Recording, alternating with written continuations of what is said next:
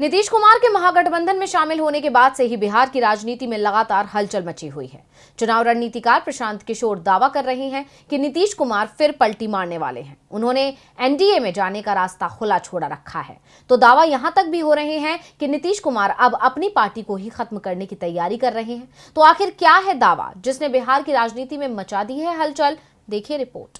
राष्ट्रीय जनता दल के राष्ट्रीय परिषद का अधिवेशन इस बार दिल्ली में हुआ था। 18 अक्टूबर पार्टी की राष्ट्रीय परिषद की बैठक में लालू यादव ने अचानक एक प्रस्ताव पेश कर दिया, जिसे सर्वसम्मति से पारित भी करा दिया गया। इस प्रस्ताव के पास होने के बाद पार्टी का नाम और निशान बदलने का अधिकार तेजस्वी यादव के पास आ गया है।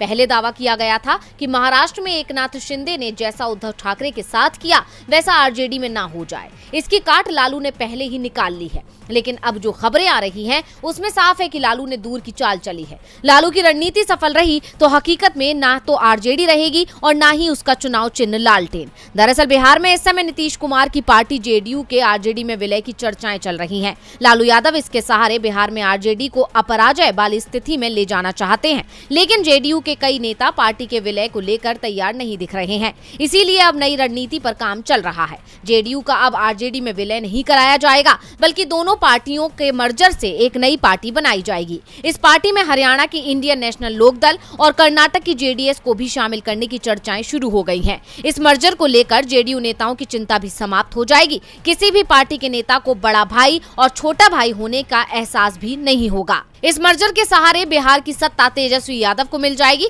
जबकि नीतीश कुमार को दिल्ली की राजनीति का जिम्मा सौंपा जाएगा। और ये मर्जर लालू के सिंगापुर से लौटने के बाद होगा। साफ है कि इस साल के आखिर में या फिर अगले साल की शुरुआत में जेडीएस आरजेडी का मर्जर हो सकता है और इसमें आरएनएलडी और जेडीएस भी साथ आ सकते हैं। इस मर्जर को लेकर आरजेडी के नेताओं की ओर से एक महीने से ही बयानबाजी चल रही थी। आरजेडी नेता दावा कर रहे थे कि साल के अंत तक तेजस्वी यादव सीएम बन जाएंगे।